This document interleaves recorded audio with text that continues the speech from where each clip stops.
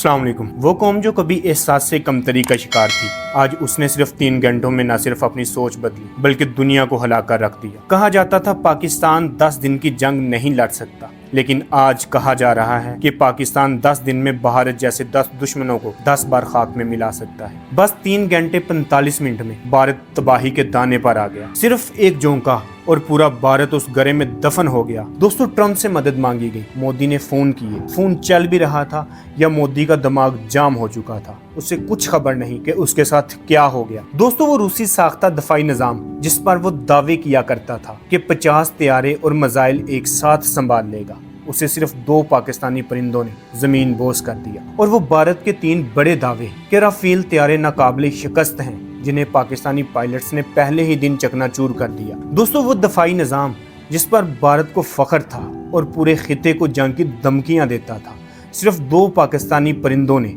उसकी कब्र खोद दी। दोस्तों, भारत का ये भी दावा था कि पाकिस्तान 10 दिन तक जंग नहीं लड़ सकता। पाकिस्तान ने 3 घंटे में पूरी बाजी पलट दी। ईमानदारी से कहूँ तो हमें भी समझ नहीं आया कि ये सब कैसे हो गया। शायद दुश्मन को ज्यादा समझ नहीं आनी चाहिए थी, और वो पाकिस्तानी शाहीन जिन्हें ये बताया गया था कि ये 1 वे मिशन है, लेकिन वो न सिर्फ गए, टारगेट को तबाह किया और वापस भी आए। दोस्तों, पूरे आलम इस्लाम का अपने वतन का सर फख्र से बुलंद किया। राफेल तैयारों को नकारा बना दिया। दुनिया के जदीद तरीन दफाई निजाम S-400 को भी नकारा बना दिया। GF थंडर की सिर्फ गर्ज सुनाई दे रही थी और ड्रोन्स को बेरहमी से मार गिराया। भारतीय फौज खुद हैरत में मुब्तला है कि पाकिस्तान ने कैसे भारत के 70% इलाके को अंधेरे में ढकेल दिया, सैटेलाइट्स को हैक कर डाला। वजीर दफा बेबस हो गया। किसानों से लेकर मोदी तक सबके चेहरों पर एक ही सवाल है कि ये क्या हुआ।